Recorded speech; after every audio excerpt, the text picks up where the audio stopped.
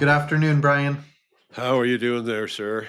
I'm doing all right, thanks. A little slow moving today. It was a long night, Oh, but I'm doing all right. How are you? I'm doing good. It's starting to warm up a little bit. It's not as warm as I'd like, but we're getting there. We had 80 degrees a couple days ago, and then it was back to in the 50s, and but it was everybody was out when it was 80 degrees. E- all of Philadelphia was outside and had their if they were inside, they had their windows open, blaring music. I think. Oh, nice.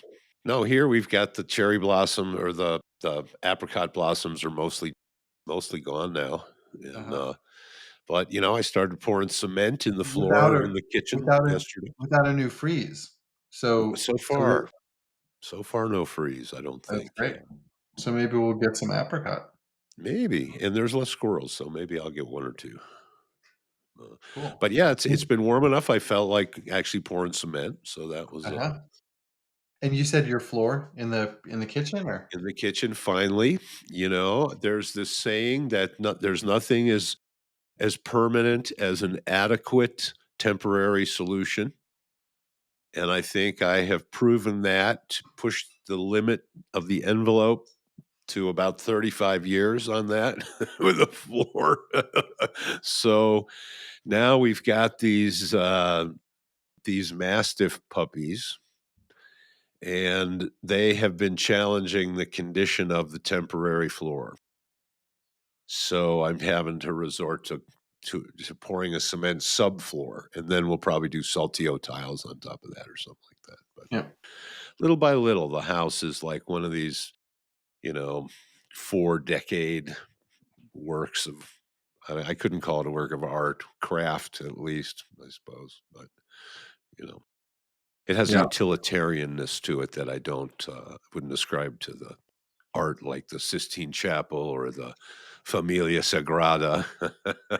It does share a certain thing with the Familia Sagrada, and Uh-huh. that is it might not be finished in my lifetime. We'll have to see. Uh-huh. Yeah. Yeah. Well, and Gaudi's stuff is a lot funkier than the Sistine Chapel, so it might share a few things. Yeah, yeah. Yeah. But yeah, Um, little by little, we're forging forward, and so that's good. cool. Feeling the Well, spring energy rising. yeah. Um, I think a couple of episodes ago, you suggested maybe we would do an episode on getting older. And Ah, I thought, I'm just starting this new chapter with a very different perspective. I'm in a new location, new wife, new baby, new professional outlook, kind of like the whole life structure. A lot of the life structure has been revisioned in the last year. in a sea of hyper novelty. Yeah, and and so that's definitely had me thinking about, well, why did this happen? And through the seasons of a man's life lens, I can interpret it that way for sure. Yeah. Um, but but it has made me think more broadly about the meaning of getting older. And since you mentioned it recently, I imagine that's on your radar too. I think it's on all of our radar. I think someday I'm gonna get older. Um, if I'm not careful, it's likely to happen. It hasn't happened yet. Well, I can see it over the horizon. Yeah, your beard has always been this color. Yeah, I was born with a beard nearly this long. Yeah. They say with one of these guys, Lao Tzu or somebody, they say was born with a beard. I can't remember.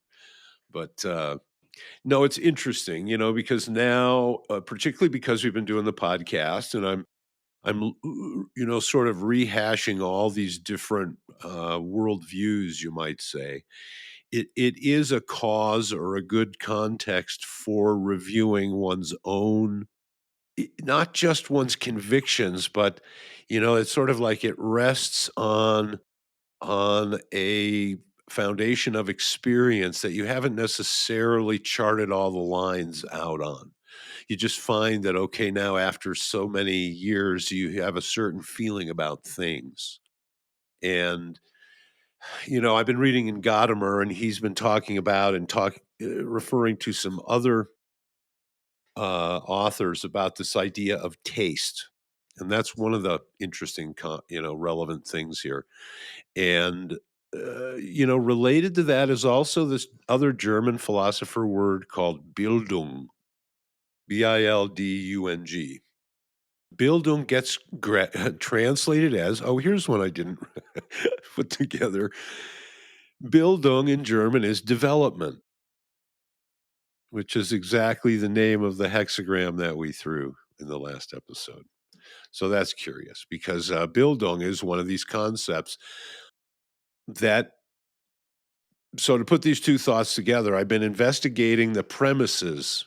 Where does one come with from one's premises? Because that's where your action in the moment, your phronesis, that's where that kind of relies on. And in the question of aging, there are some assumptions. And one of those assumptions is around this idea of Bildung, which is also has to do with one's tiger dragon setting, which is an interesting alley to pursue down.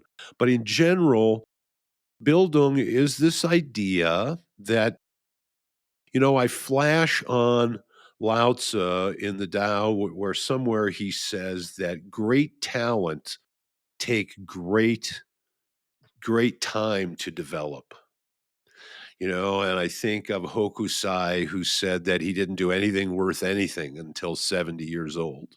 And, I think about myself also and the different things that I've discovered that it's petals yet to unfold, that all are on this idea of development.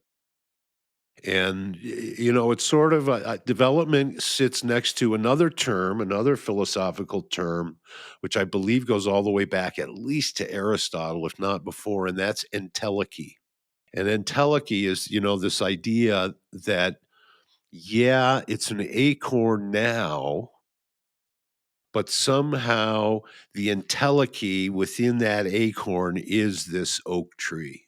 And that within its nowness, it has this potential over time that's going to unfold.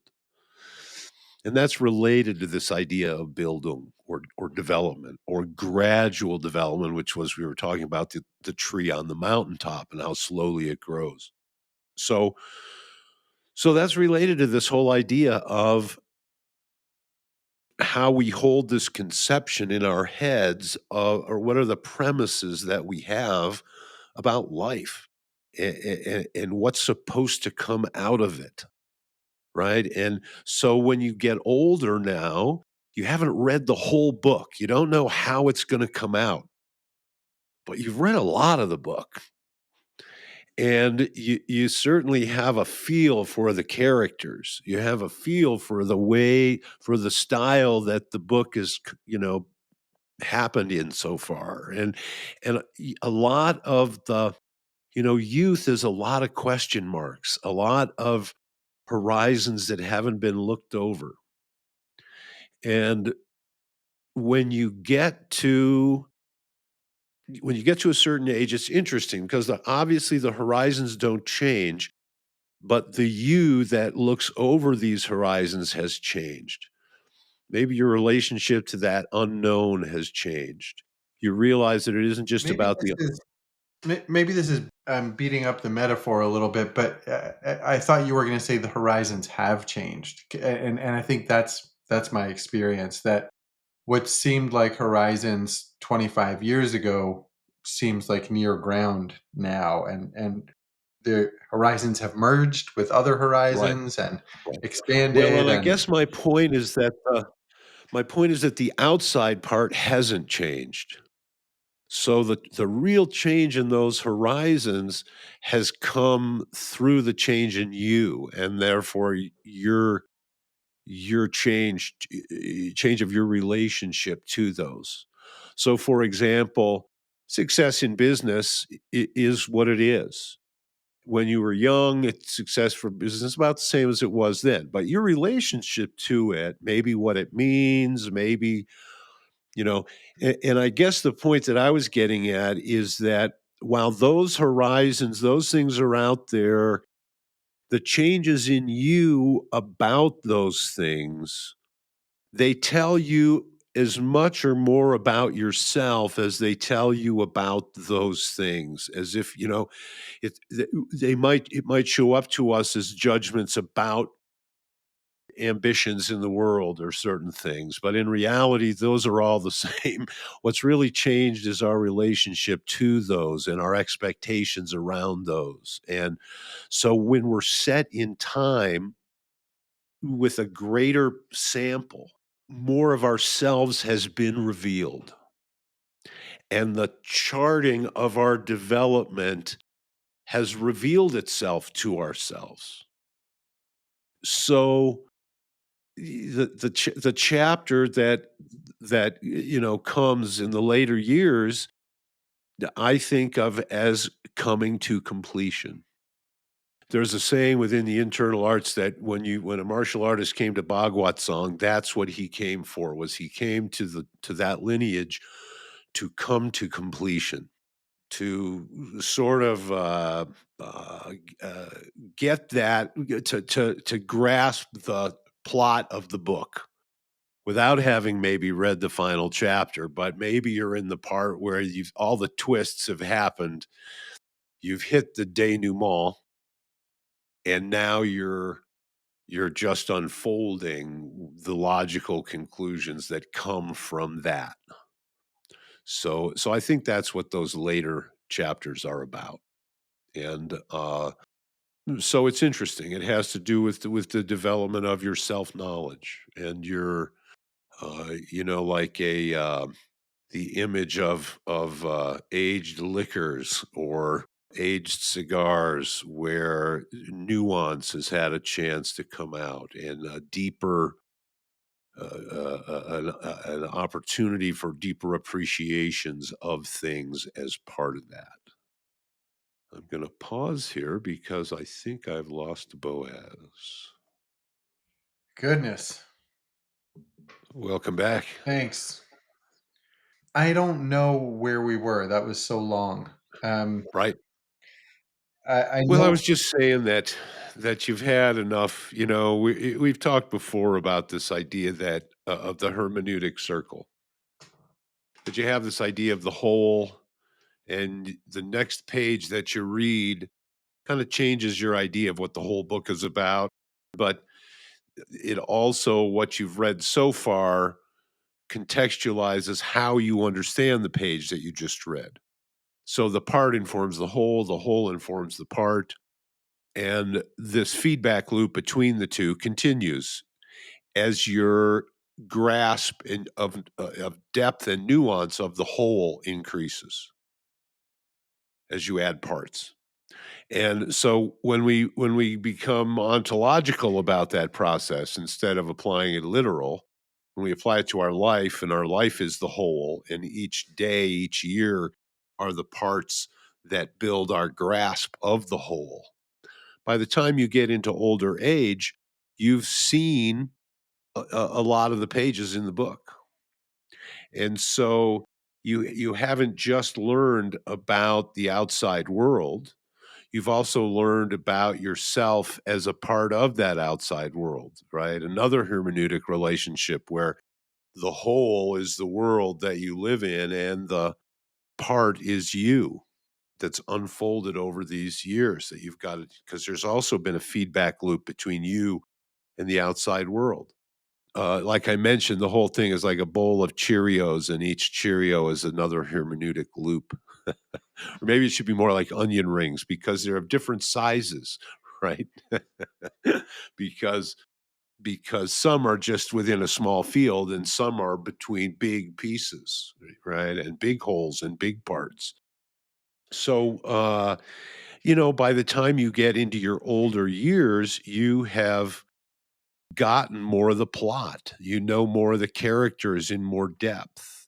And hopefully you've had this sense, again, if you've lived the world with the philosophical presupposition that one is has a development to go through, Now at that older age, you've sort of seen some of that development unfold. I was just going to kind of play devil's advocate a little bit and say, how do we know that we've developed opposed to telling ourselves that we've developed? Because Uh, clearly both exist. right. Well, one of the ways is that we've updated our cognitive model. So we should be getting tighter results from our cognitive models predictions based on that model, right? So in short, the pragmatic answer is you should be wiser about stuff. Your predictive ability should have increased. You should be seeing more things coming. You should have that larger stretch of the fingers to enable the grasping of bigger ping pong balls. You should be able to see things set in bigger contexts. Okay, so for example, when I was young and I was reading philosophers, I was hyper focused on the one that I was reading at the time. And the idea of the relationships between them, that was just beyond my bandwidth, right? So, to have juxtaposed Aristotle's worldview about something and another philosopher's, it would have been my fingers weren't long enough to palm that big of a basketball quite yet. But now that I'm older and I understand history more and I understand the mechanisms of life, I understand the context that those conclusions of those people, those chapters were in relation to. I I read them differently and I see them in light of this bigger context of this larger conversation that went through history, if that makes sense. And I just didn't have a statistically large enough sample to run that analysis. Now, is it a given that I would have developed that capacity? Maybe not, because I could have pursued other things, right? My development could have been all around betting on horses. And I could tell you, a good mutter from a good fodder, to borrow an old routine. Yeah. Well, But but that raises an interesting distinction that I suspect you can make between, like, so you mentioned the ability to predict things, see things coming. Predicting who's going to win a horse race is not necessarily wiser, though it could be. So do you want to qualify what you said about predictive ability in any way? Well, you've filled in more. Your models of the coast of Norway have more filled in spaces. They've got more detail. So they have more predictability about what it might look like if you end up in this place or that place. And before you just had stuff sketched in. Now you might have spent your time all of your time around one particular area of the coast. Yeah, like the New Yorker cartoon that I love, that I still remember 40 years later, and it's the 2 guys in business suits. And the guy says, "Yeah, I've learned a lot in my 40 years. Unfortunately, most of it has been about aluminum." Right? Well, that's exactly what I'm talking about. That his cognitive model has imported and lost more data about aluminum than you and I have to begin with, presumably. So it isn't that his capacity wasn't was, there was a focus there. And he filled in his map with details of parts of that coastline that you and I don't have a use for. So we never exerted the effort to do that. So and that is an example of that idea of Bildung, a developmental agenda that unfolds over a lifetime. Like the famous musician who was in his 90s and they asked him why he still practiced every day. And he said, "Because I'm making progress." I don't remember who that was. One of these guys who everybody thought like that's about as much progress as anybody going to squeak out of this field. And he's still, you know. So there's this idea that entelechy, right? That oak tree wants to fulfill itself. Well, by now, you're way if you're in your older years, you're way past the acorn stage. You have a pretty good idea of how this oak tree is gonna form up. So now you might have developed some sensibilities about how to bring it to perfection, how to make sure all the petals are unfolded and all the juice squeezed out of all the various squeezable fruits. And like that idea of coming to completion as an attainment, as an achievement, as a refinement of all these capacities to really grasp and appreciate what life can offer like So that. there's an implication here that I think is an assumption that we share, but I don't know if our listeners do. That there's a model that you're proposing, or an element of a semantic world that you're proposing, that we continue to develop past our physical peak, and maybe we would even define physical peak differently than how it's rotely defined, right? So Mhm. there's I think it's a pretty common mental model that you peak before 40, maybe in your 20s in some ways, but then you have kids and whatever, and then Peak at isn't there a qualifier missing? there's got to be, yeah. Yeah. um, and and then you kind of like shift gears, you downshift, right? Or you start coasting, and Uh-huh. you appreciate that your kids are now succeeding and you're supporting them, Yeah, yeah. and you wait for grandkids and you play golf and whatever. And interestingly, I think some of those things can be very developmental. Sure. And if they are, then peak of what becomes a really pertinent question. And Right, right. Well, the Greeks used to make a distinction, by phusis or by techne, by nature or by art. And yes, we peak at a certain age by nature, but not by art. So that, like we've spoken before about this dichotomy that seems to be uh to divide existence in two material stuff and thought, mind, meaning, all of that. And our dimension on a material plane definitely does the parabola. And if we're lucky, we've lumped that parabola over to one side. That's supposedly the Tai Chi master specialty. Instead of this, where the decline is as slow as the rise was, we want to bump it over. So that's why they describe often a Tai Chi master as healthy, healthy, healthy, dead, as opposed to some long dwindling, as the plane smokes before it hits the horizon. But I guess there is this assumption that this development, while it in a certain sense, remember we spoke about how humans are dangling between the beasts and the gods, and I think this was who was it? Plotinus. Plotinus said that, Neoplatonist. And in a certain sense, I mean, I'm certainly old enough to see this. Uh, our relationship with the beast, as we spoke about in the previous episode, it changes. So that I think that maybe the most obvious way is in relationship to the opposite sex.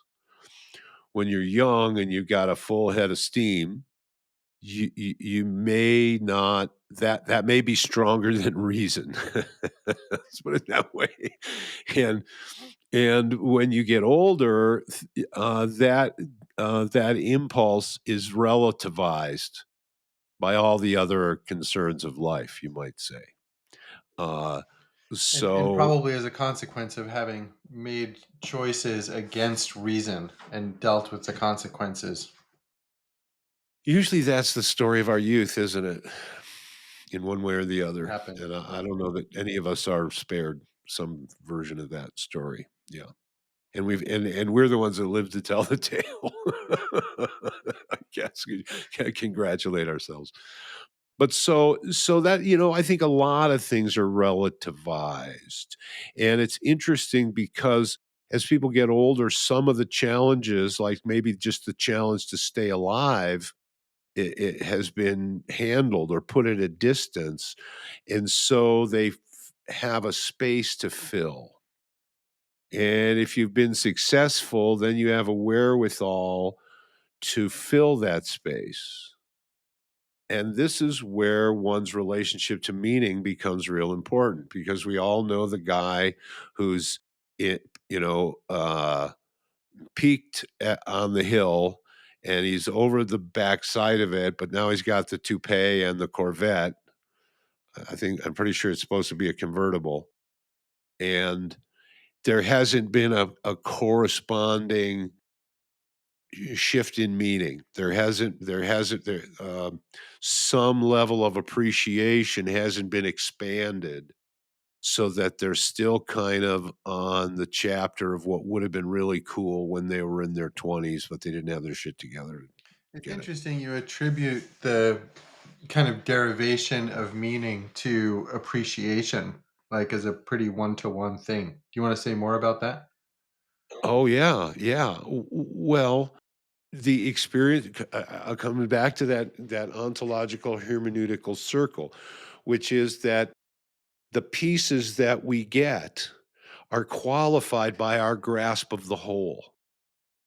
So if our whole is really rich, if we've already squeezed a lot of juice out of those fruits so that we've developed the ability to appreciate things to some degree, that just increases and increases. So what's a way to say it? Now we really know the value of life because we've accumulated all this experience. Or like the Zen story where the guy's going through the jungle and a tiger starts chasing him. And so it chases him to a cliff. So he starts climbing down the cliff. And then as he's partway down the cliff, he looks down and there's 2 tigers down at the bottom of the cliff waiting for him down there. And the other tiger on top looking down at him. And he's hanging on this root. And as he's hanging on this root, this mouse comes out and starts to chew on the root. But while he's hanging there and the mouse is chewing, he notices that there's a strawberry growing on the side of the hill. And so he picks the strawberry and he eats it. How sweet that strawberry was, right? It's a great story. And that's the So, condition we're all in. So just eat the strawberry. Yeah. yeah, just we're not always paying attention to the mouse, but take my word for it, he's nibbling. Yeah. So do you think that the focus on gratitude practices in kind of like new age self-help world is an attempt to basically kickstart that process? And does it work?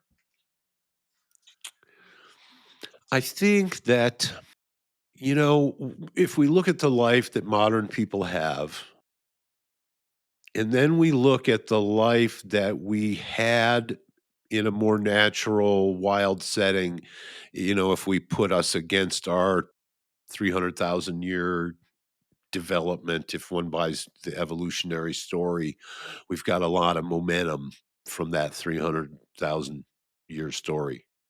And the way we've been sort of designed for that is is actually a perfect, the way the brain people talk about it, they want to say the left brain and the right brain. And it actually models pretty well to the tiger dragon model, where that left brain, which drives the right hand, is really in charge of our grasping things. And the right brain, in charge of our left half, is really about, the grasping things is about picking that thing that we want out of the horizon. And the other brain is more about scanning the entire horizon for we know not exactly what. It's like the particular and the general. Yeah, or the whole and the piece. And so it's out of that whole part that we, according to Ian McGilchrist, that's actually the much smarter half. and it's far less subject to a sort of a myopic fixation. And so we're just not out on the savannah trucking around worrying about lions quite enough nowadays. We have our own types of threats I in the landscape, but I have a feeling that we're fighting them with that particular mind. We're not really using that expansive mind. So modern people, I think, can get into a feedback loop of close horizons is the way that I think of it, and the cubicle is the ideal personification of the close horizon. We're pretty sure there's no tigers in here with us. So we can shut down that whole faculty and start using that analytical half of the brain. And so, dogs have this capacity whenever their brain gets imbalanced, they can go like this and it'll just smush all the brain. I'm sure you've seen your dog doing that. When he thinks too hard and the one brain starts suffering, he goes like that and gets some more blood over on that other side. I'm sure that's what's happening. But humans, we don't have that capacity apparently. So we can go all in on one half of the brain and never walk around with the tilted head going, get that back on to kilter. And of course, that's a metaphor. But so I think that that's what happens often with us, and it puts us in a certain non-creative loop. We're not out there seeing possibilities the same way, maybe. We're not feeling the whole the same way, so we might not be feeling how we fit in with it quite the same way. So literally the horizons that we're facing get quite constrained, and that's not without its psychological and psychic ramifications, I think. And I think that might be why people like hiking so much, and they like, they it's a kind of a way to try to balance out, and there's, I mean, I understand the impulse, but it's like we tell people with Tai Chi Chuan, for example, it's best if you do a little bit of it every day. So it kind of becomes a generalized state, but doing nothing for a month and then doing 2 days of 12 hours a day, that that doesn't gain the same impact. It doesn't have the same persuasion on the energetic flow of things. And so, which is why I'm constantly, that's one of my one string banjo strings is an authentic relationship with nature. For I mean, a bunch of reasons that would be, it's a whole other episode, I think. So yeah, I mean, I think that the picture of ourselves is, what am I unfolding, and have I been paying attention to that so that by the time we get to those later chapters, am I getting there? I found, for example, when I had a buddy die, I think I was at about, it was probably 6 or 7 years ago. That was a big aha for me. And I said, "Oh boy, if I'm gonna do my good works, I better get on them, because who knows?" Like, when you're young, you can easily imagine that you'll live forever, because 30 years, 40 years, it's like forever, right? Well, at a certain point, you start counting and you go, "Okay, this is gonna take a miracle in modern science for 40 years to come out of this," right? So, don't be holding your breath. Better understand the natural cycle that this is a part of, and better to go with that and to let it empower you and enrich you. You're focused on different things for a reason, or the opportunity is there for a reason. You mentioned earlier the guy with the toupee and the Corvette convertible, having neglected to cultivate, one, a hermeneutic model, and two, appreciation. And now you're bringing up another element that I think of frequently when I think of that archetypal guy with the toupee and the Corvette convertible, which is the relationship to mortality. And I guess I have a default kind of pop psychology interpretation that the toupee and the convertible are an effort to cheat mortality and to feign youth instead of accepting the process and leaning into the development it might entail. Right, So, right. and then there's a guy that I interact with a little bit on Twitter. He's an epicure, which is interesting, because in the Enneagram sense, it means, I think, that his most fundamental fear is pain. Oh, interesting. I think that's with the number seven. I think that's Okay. so. He insists on Twitter that he has completely integrated fear of death. He lived a scary enough youth as a gang member that no death could possibly scare him. And to me, that sounds like a frozenness, because I imagine that our relationship to mortality keeps changing and that that's fundamentally driving development.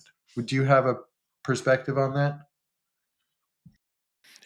Well, Heidegger talks about it when his big work is called Sein und Zeit.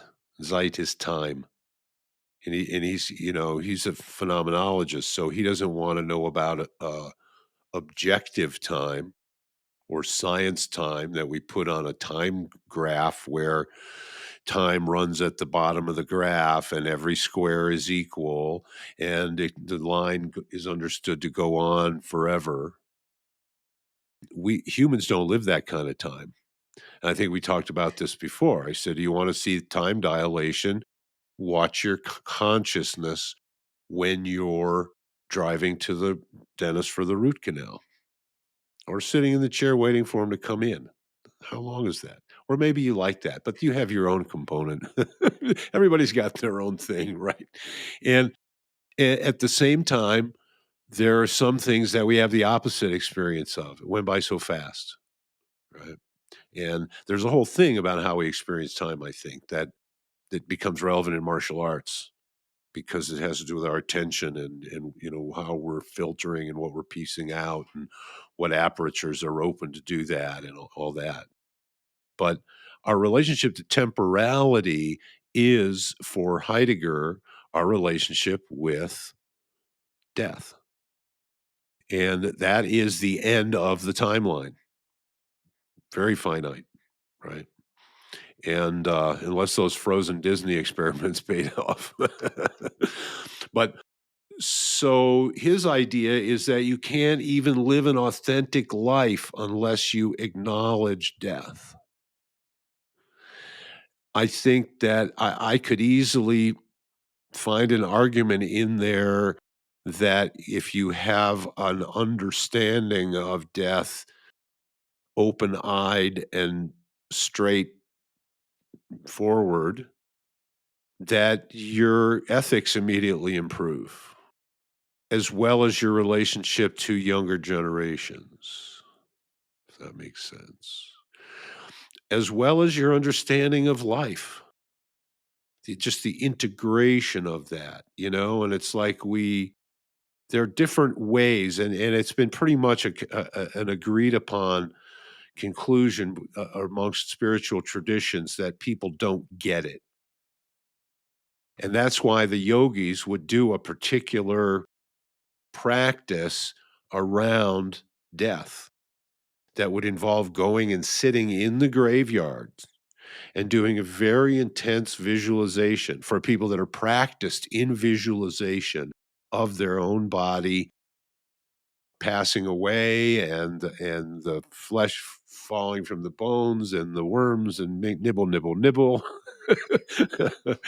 Borrow from Monty Python. Uh, and so to bring that reality home and to really grasp temporality, because that's why they have that old image, usually of a skull, that says memento mori, remember death because that is the philosophical machine, right? And And to what extent is it the continual integration of our fear of death most fundamentally compared with maybe other facets of remembering death, whatever they might be? Because to me, it's like I've come face to face with it a number of times, and fear's always been a component, and integrating that fear whenever that's been available has been developmental. And so I'm just assuming that no matter how much I'd like to believe that I no longer fear death, there's like a, oh shit, this is getting real about it that uh-huh. reignites a developmental process and in different ways in different chapters. Yeah, I mean, I think it happens at different levels too, that there is a physiological fear of death. And Dostoevsky actually talks about this in one of his books, where he tries to distinguish between the fear of death and the fear of the pain of the experience of what the body would go through upon death. So, he talks about, I think in his example, is somebody being crushed by a weight instantaneously. And I think now maybe the better example of that is the dudes that were in the submarine down by the Titanic. They're saying that the implosion happened in so many micro nanoseconds, and that when you prick your finger, it takes so many for the signal to travel to your brain to tell you that there was pain. So in this case, there would have been no physiological signal. It just would have been a change of dimension for consciousness. So, does consciousness just wink out? That's what the materialists would tell us. Or is it just a change of instantaneous change of plane, which is what the spiritual traditions tend to tell us? Um, Plato said that when we fear death, we pretend to know something that we don't know. And Chuang-Tzu was of the same opinion. It seems also true if we don't fear death. Um, it depends on what experiences you're basing that on. I Now, mean, let's say none. I personally have had some experiences that I'm not saying that I maybe would have lost all the animal fear of death, but I'm not concerned at all about the transitions. And it seems the stuff that I've experienced directly make me understand, empower me to understand that mind and consciousness is pervasive. And that's why I harmonize with these ideas of saying that humans are a property of a field, like an electron is a property of that field, and not as the particularity that it shows up to be. But we can see it as a particularity when we drill down on it, but we won't understand it that way. We won't grasp its isness that way because really it's a field and it's very hard to see the field. Well, in this case, I think the field is mind. And I think that there are experiences within the nervous system that bring you up there energetically in a way that removes a lot of those questions. And then it's clearly that we fell down the ladder with Finnegan and we're going to wake up at the wake and not the other way. It's clearly the phoenix who crashes and then rises out of the flames, or the resurrection model. And which is what all these things are, all metaphors, right? And that's what those are metaphors for, is this idea that consciousness descended and was made flesh and then returns again to consciousness. And we've spoken about some of the other interpretations of that, about the Father and the Son, and the mind aspect of identity being the Father that causes the Son, which is the body, to be manifested through 7 generations. That's sort of an idea. That fits in with that idea that our body is what's showing up on the display, but it's not the CPU. We live in the CPU, but we show up on the display. That's Langen's model, I think. And I think there's a certain something to that. Just I won't go any further than that. I think there's some he's sniffing around the right tree there. Let's put it that way. So I want to go back to the coastlines of Norway, right? And that the development entails deriving wisdom from filling in parts of that coastline. And we talked a little bit about maybe specialists that focus very heavily on a particular part of the coastline. And that made me think of blind spots. And I think for all of us, there are ways in which we fill in the coastline that allow us or cause us to completely neglect other parts of the coastline. And Mhm. I guess I have a belief that's kind of like a magical belief that those blind spots end up being our undoing in some way. They end up being important as the like a negative of the development, like a photographic negative that's going to get developed. Mhm. Um, Yeah, yeah. uh, Or a tire that's balanced, imbalanced in one way so that all the wear goes on that one place on the tire, and it wears out while the other half of the tire has an inch of tread still left. It's a it's sort of an idea, maybe it's a presupposition that we have, and I think we talked about this before. Do I play to my long suit or do I play to strengthen my weak suits? If I'm competing for my life, I guess the argument is that I play to my strong suit. I play my strong cards, you know. But if I'm playing for the development of my life over my life time, then maybe I need to play to my weak suits because we aren't just filling in the coastline of Norway. We're mapping a lot of different coastlines. So we are also mining for big patterns about coastlines that might not show up until we see details in several different places. Like, and that's this idea of deriving general knowledge from a bunch of particular cases, this inductive reasoning idea. So yeah, I mean, we don't just richen our model as a map that has more details.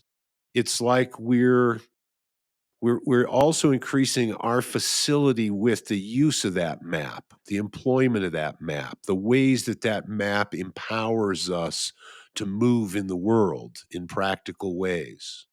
So there's just even though you're older, it should be now especially there's things that you're very much better at, and that there's nuances that now just aren't lost on you that took a while to develop.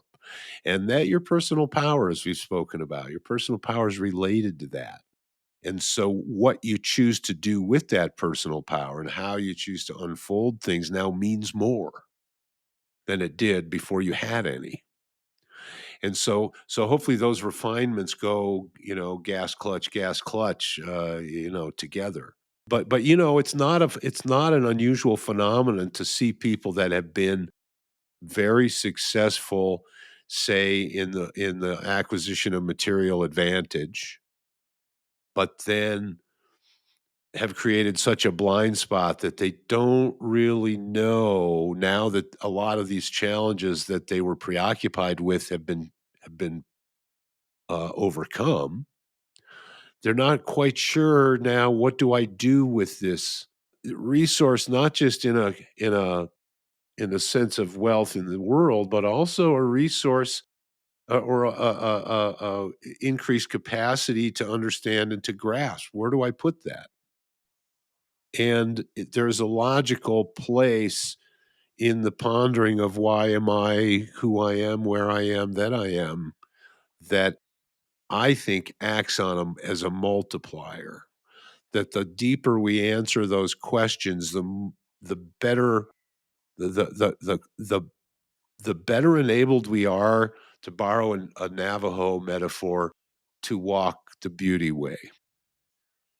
They like to say, I walk with beauty before me, I walk with beauty behind me, I walk with beauty to my left, I walk with beauty to my right. I also walk with beauty coming from within me to the front, with beauty coming from within me to the back, with beauty coming from within me to the left, beauty coming within me to the right. So my capacities to experience beauty and also to manifest beauty in my understanding of things, that's not an achievement on the physical plane. That's an achievement of mind. That's a spiritual achievement to walk in that way. And that's something that is a signal of coming to completion, of getting it, of really getting it.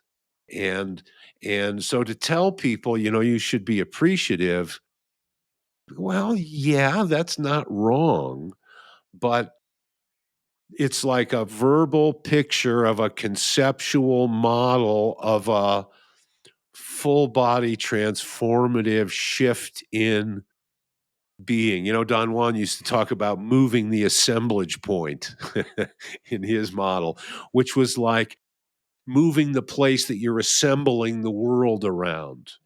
And that could be a thinly veiled metaphor for, we spoke about how we go through a cognitive process to assemble the world.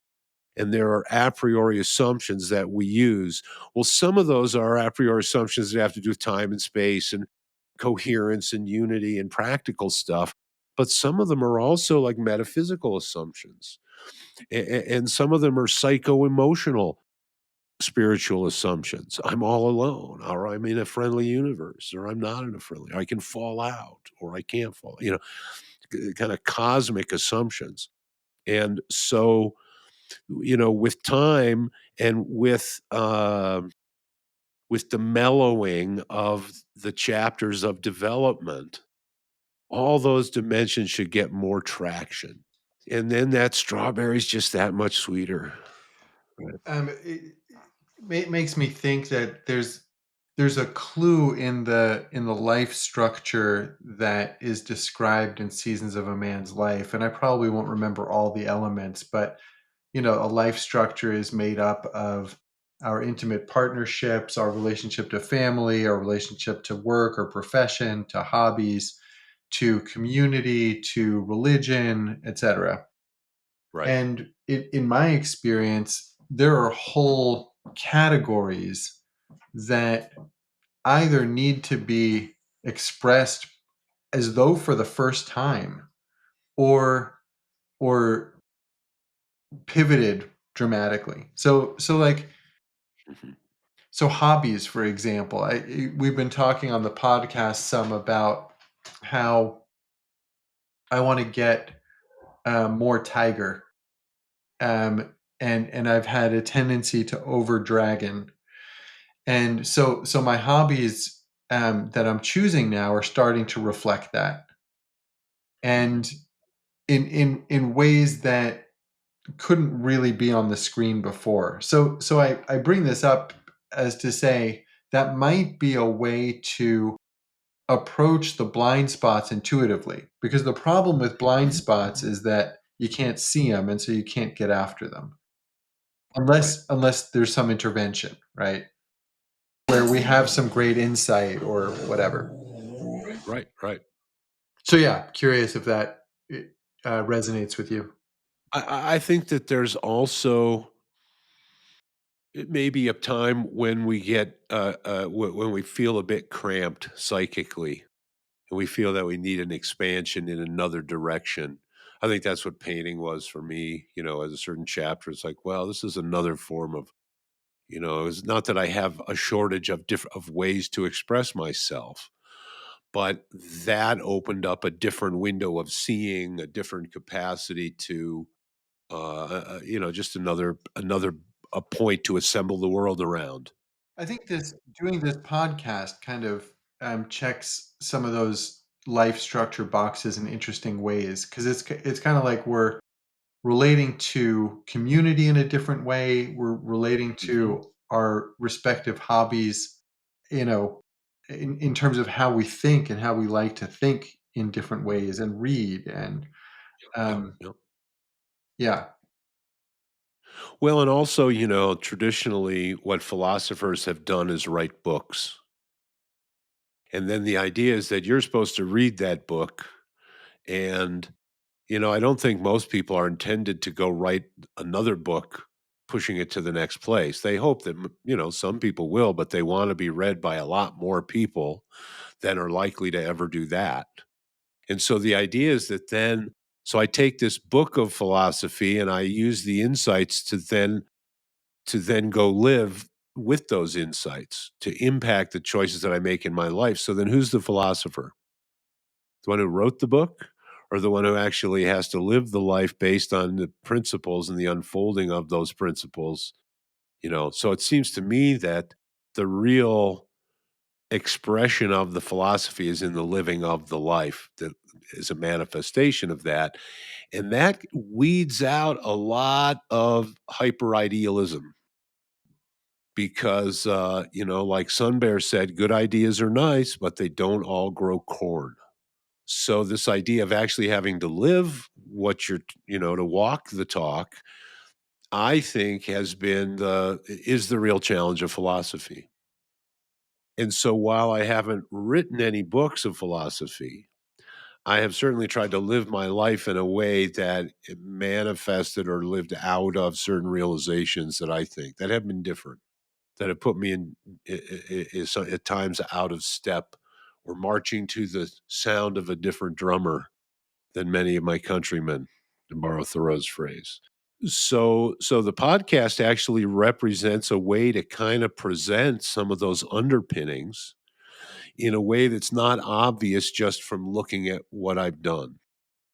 And you can't see it in my painting or necessarily get it from a piece of sculpture or a piece of furniture or something like that. But the whole tells a story that's different from any one of those. So it's another hermeneutical loop there, feedback loop. So yeah, there's just always more. Confucius said if he had 50 more years to live, he would use it studying the I Ching. That there are still mysteries, there are still things to be learned from the experience that refine our tastes in more subtle ways. That's another thing that Gadamer was talking about in the section of Truth and Method that I'm working through. He's talking about the idea of taste and how taste reflects a certain type of truth that's different than a scientific truth. But he talks about it in a way that taste is expected to be universal. And and in those days, people did think that there was a certain argument to be made there. David Hume wrote a piece called "The Honest Standard of Taste," Didn't and his argument Aristotle was also probably, try to define? Yeah. yeah, yeah, and the argument that he made was that you might not like a type of music. Say you don't like jazz, you still can tell good jazz from bad jazz, and you can tell both from a cat walking across the piano keyboard. And so that even though we might not have a refined taste, we all have an instinct or a taste. And Gadamer takes that to a level as a because the only yardstick that people had had up until that time was reason.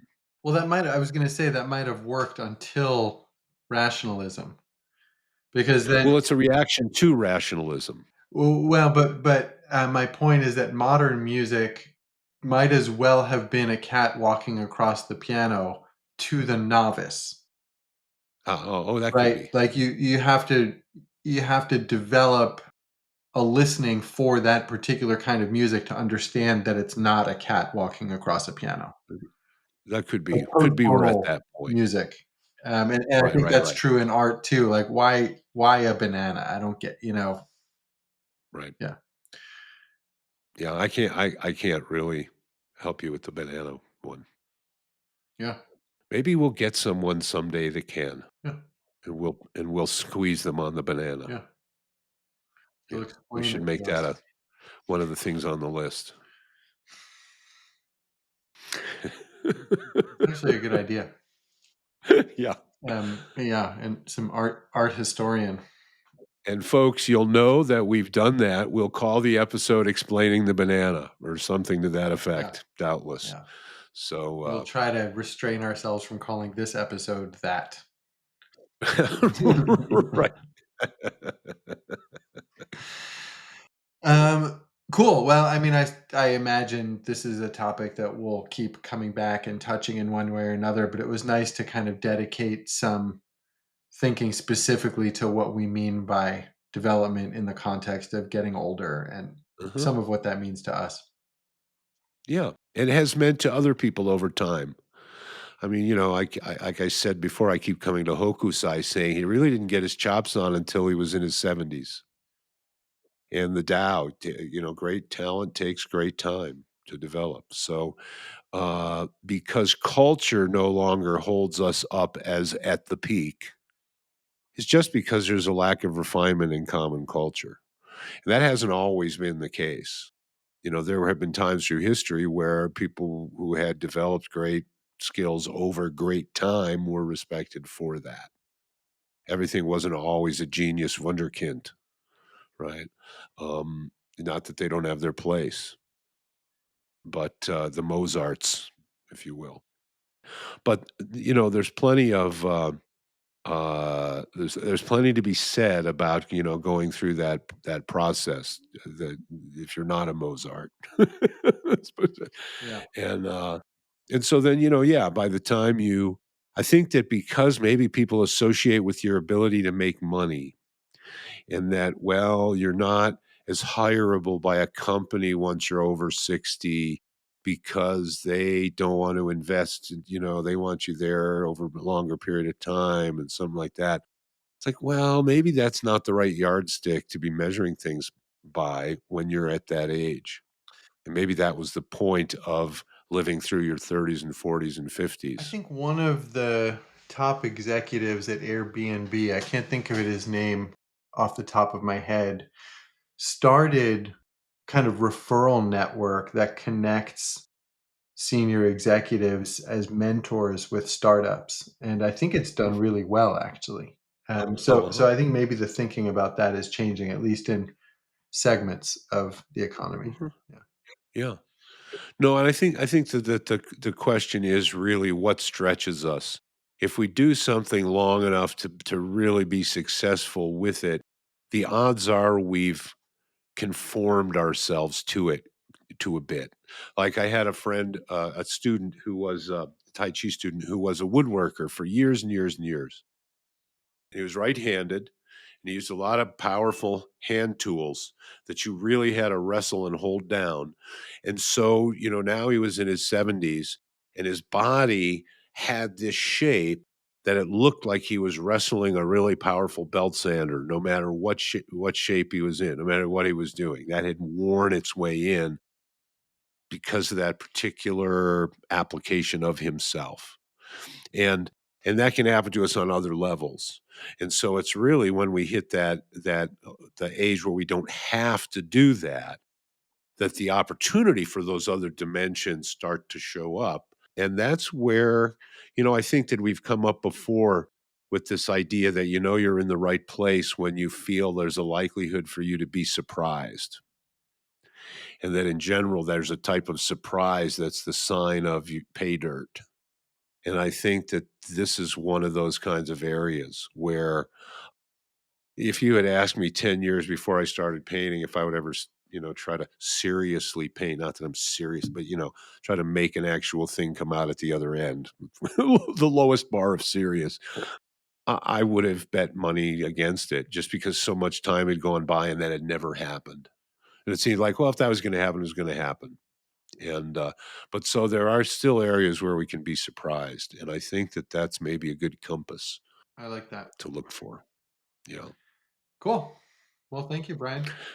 sounds good. And I just want to tell everybody that we do have some really good stuff coming up. That's going to be this month of April is really going to spring upon us here with some good stuff. So tell your friends and yeah, I mean, tell your enemies. Maybe it'll help them change their minds a little bit, right? Never know. You find some common ground, right? Anyway, good to talk to you. Yep. See everybody next Likewise. time.